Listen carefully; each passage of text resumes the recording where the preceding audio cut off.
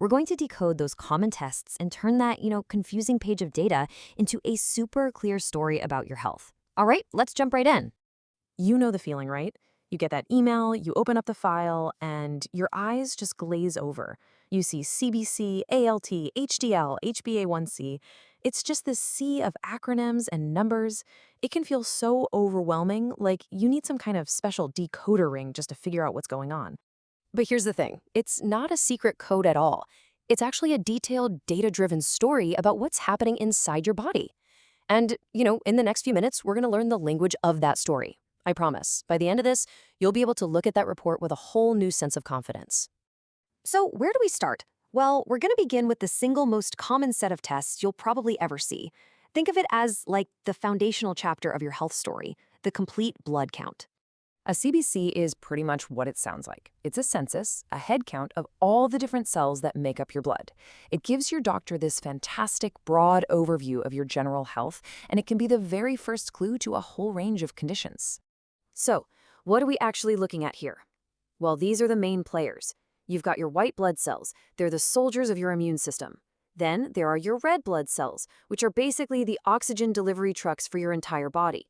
Hemoglobin? That's the special protein on those trucks that actually grabs onto the oxygen. And finally, you have platelets, which are your body's first responders for any cuts or injuries. Let's look a little closer at those white blood cells, or leukocytes. These guys are your immune system's army. Seriously, when your body detects an intruder, like a bacteria or a virus, it just ramps up production of these cells to go fight it off. So if you see a high WBC count on your report, that can be a key signal to your doctor that, hey, you might be fighting an infection. And what about platelets? You might also see them called thrombocytes, and their job is just absolutely crucial. The second you get a cut, these tiny little cell fragments rush to the scene. They clump together to form a plug or a clot, and that process is what stops you from bleeding out. It's the very first step in healing. Pretty amazing, right? Okay, so now that we've got a handle on the blood itself, let's look at the organs that are responsible for keeping it all clean. Your liver and your kidneys. These are really the unsung heroes of your entire internal ecosystem. A really helpful way to think about them is like this. Your liver is the body's main detox center.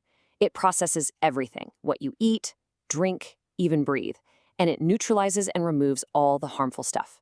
Your kidneys, on the other hand, they're like these super precise waste filters, constantly sifting through your blood to pull out waste products and extra fluid, which then, becomes urine. Now, to check on your liver, doctors look at the levels of certain enzymes, like ALT and AST. A good way to think about them is as workers that are supposed to stay inside your liver cells. But if the liver gets damaged or inflamed, these workers can actually leak out into your bloodstream. And when that happens, the levels on your report go up, and it acts like a smoke alarm, telling your doctor that something needs a closer look. And for the kidneys, two of the key markers are creatinine and urea. These are just normal waste products that your kidneys are supposed to filter out.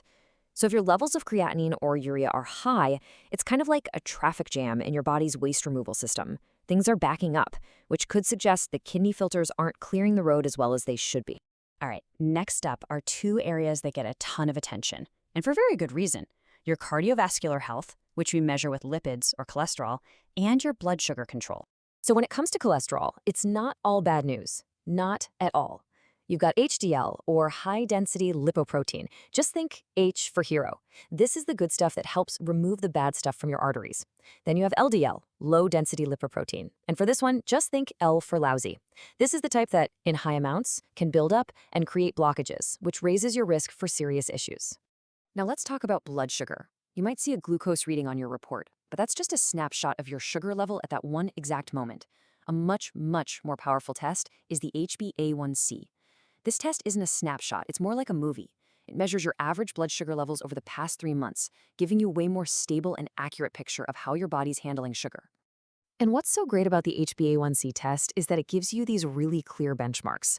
As you can see here, there are distinct thresholds. It shows you whether your average blood sugar is in a healthy, normal range, if it's creeping up into that pre-diabetes warning zone, or if it's crossed over into the diabetes range. It basically turns a long-term trend into a single actionable number. So we've decoded some of the biggest sections of your lab report. But now what? What do you actually do with all this new knowledge? Well, this is where we turn that page of data into a really productive conversation. And this brings us to probably the most important point of this entire explainer. Those normal ranges on your report, they're statistical averages. They are super useful guidelines, but they are not a diagnosis. Your own health, your lifestyle, your personal history, all of that provides essential context. A number that's fine for one person might be a concern for another, which is exactly why talking it over with your doctor is absolutely 100% non-negotiable. So you see, understanding your lab report, it gives you superpowers. No, really. It empowers you to see trends and potential warning signs way earlier. It lets you track how lifestyle changes are actually impacting your numbers over time.